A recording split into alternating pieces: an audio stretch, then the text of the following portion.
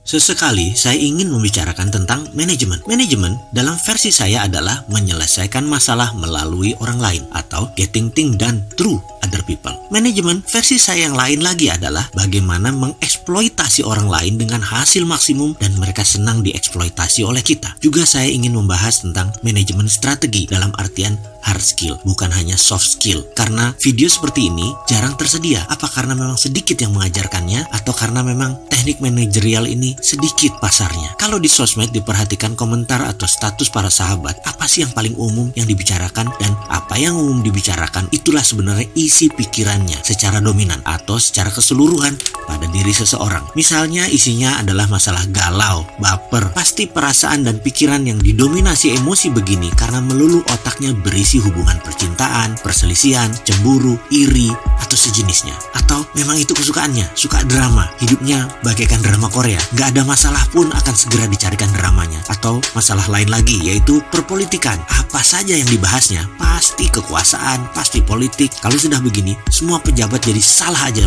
di mata mereka. Kayak saya, apa saja seorang yang namanya si sakit pinggang itu lakukan, pasti saya salahin dia. Siapa ya sakit pinggang tuh? Low back pain kalau nggak salah namanya. Itulah otak saya yang merasa low back pain inilah yang buat masalah di Indonesia. Tapi mungkin saya salah ya. Oke, kita pindah ke topik isi otak seseorang. Kalau isi otaknya pebisnis itu bagaimana? Ini yang menarik. Seperti cerita seorang pebasket legenda bernama Earvin Magic Johnson yang pernah meminta pemilik LA Lakers, Jerry, untuk jadi mentor bisnisnya. Ketika di tahun 87, Magic Johnson masih pemain NBA aktif, namun dia ingin menjadi pebisnis seperti Jerry. Jerry balik bertanya, "Apa yang Anda baca pertama kali ketika membuka koran pagi?" Magic menjawab, "Sport page, of course. I'm a sportsman." Jerry langsung jalan dan tidak menjawab pertanyaan Magic Johnson tersebut. "Will you be my business mentor?"